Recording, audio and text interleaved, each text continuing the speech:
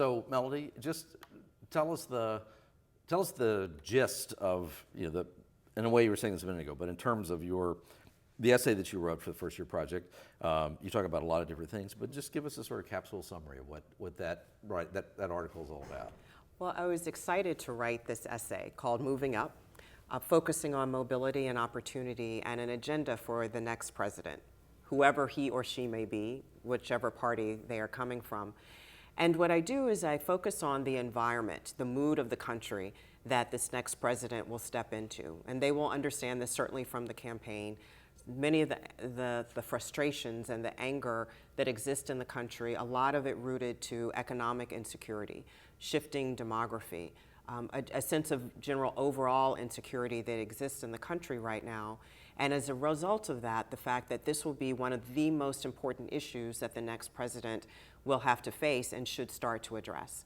And that the next president can do this in any number of ways, or should take a number of approaches to doing that. Think about it when you're designing your cabinet, when you are putting together your White House staff, when you are thinking of those first days in government, when you want to signal to the country that you intend to move forward on this, but not just a matter of process, but substantively put in place a way that we can start to address some of these critical issues, including important pieces of legislation that not only address this issue, but also prove to the country that we can work together, that we can get things done, and we can do it for the good of individuals that are hurting right now.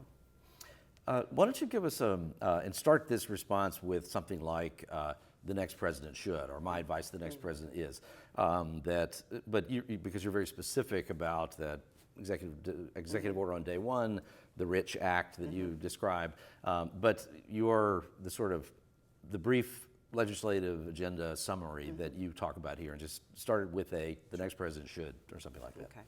Well, the next president should do a couple of key things. First of all, use executive action in the form of an executive order to bring together the heads of the National Economic Council and the Domestic Policy Council to work together to draft and to execute on an agenda that will focus on mobility and opportunity for Americans. The next president should also focus on the makeup of the cabinet.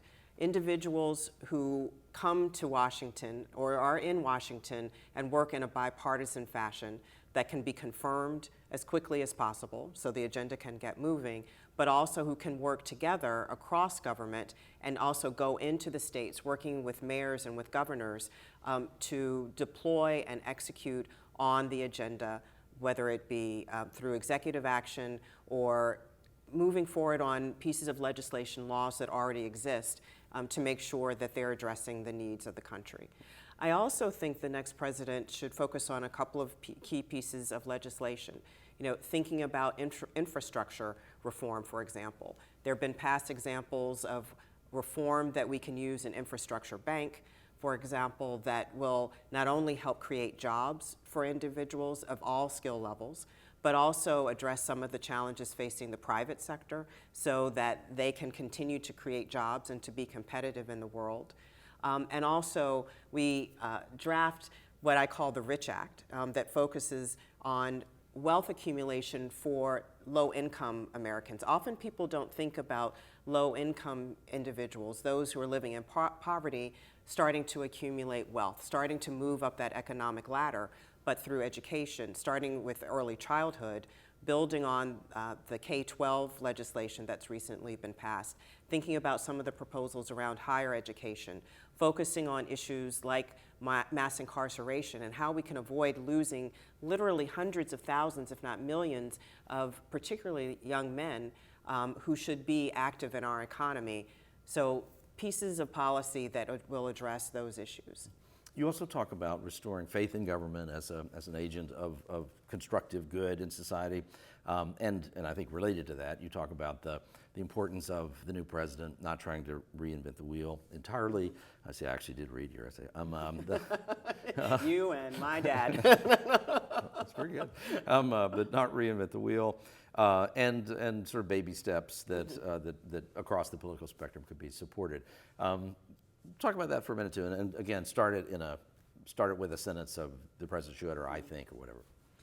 the president should come into office and build on what past administrations have done that form a firm foundation for a mobility and opportunity agenda. We've passed legislation dealing with education reform, for example. You don't have to reinvent the wheel there, but it does have to be implemented in a fair and equitable manner. And also work with states and localities that are becoming laboratories for exciting change, data-driven change, that will help us try and ensure that all of our children are getting the best possible education and that we start to close the achievement gap. That they're also moving forward and able to get some kind of credential after high school so that they'll be more competitive in the workplace. I also believe that the next president should focus on a data-driven policymaking agenda, which may sound kind of eye-glazing to many people, but what I think that brings to the table is an emphasis on what actually works. And there are things that we've seen in communities all over the country that we know are successful and can help us solve some of these problems. So why not take those successful experiments and start to scale them around the country?